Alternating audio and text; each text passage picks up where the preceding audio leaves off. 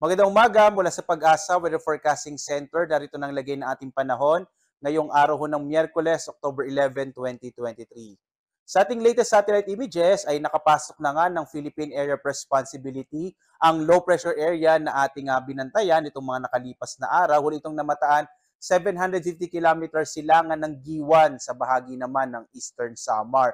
At sa ngayon, yung trough o extension nito magdadala ng maulap na kalangitan na may mga pag-ulan, partikular na ho sa bahagi ng Mimaropa, Calabarzon, malaking bahagi ng Kabisayan, Mindanao, at kasama rin yung Kamaynilaan. Sa nalabing bahagi ho ng Luzon, itong Northern and Central Luzon, ay makikita ho natin, medyo mainit pa rin yung umaga habang malaki yung tsansa ng mga pag-ulan sa hapon hanggang sa gabi. Base ho sa pinakuling datos natin, ay malit pa rin yung tsansa na maging bagyo itong low pressure area. Mas nakikita ho natin yung posibilidad na maging trough o extension na lamang ito ng bagyong si Bolaven. Yung bagyong Bolaven, ito ay nasa labas ng Philippine Area of Responsibility, may git 2,000 kilometro silangan ng southeastern Luzon at hindi natin ito inaasahang papasok ho ng Philippine Area of Responsibility. Narito ang lagay ng panahon dito sa Luzon. Makikita ho natin na malaking bahagi ho ng Southern Luzon, partikular na itong Mimaropa, Calabarzon, Bicol Region, kasama yung Kamaynilaan. Asahan ho natin yung malaking tsansa ng maulap na kalangitan, na may kalat-kalat na pag-ulan, pagkinat, pagkulog. Sa nalalabing bahagi ho ng Luzon, yung Northern and Central Luzon, inaasahan naman natin yung bahagyang maulap hanggang sa maulap na kalangitan, pero posible pa rin yung mga isolated o pulupulong pag-ulan, pagkinat, pagkulog, lalo na sa hapon hanggang sa gabi. Agwat ng temperatura sa Lawag, 25 to 33, sa Baguio, 17 to 25. Sa Tuguegarao naman, nasa 25 to 33, habang sa Metro Manila, 25 to 31 degrees Celsius. Sa Tagaytay ho, 21 to 31 degrees Celsius, sa Legazpi hanggang 30 degrees Celsius.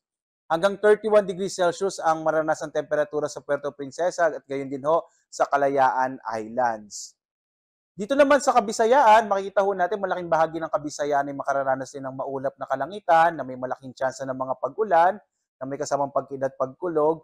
Ang agwat ng temperatura sa Iloilo ay 25 to 31, sa Cebu 24 to 31, habang sa Tacloban hanggang 30 degrees Celsius.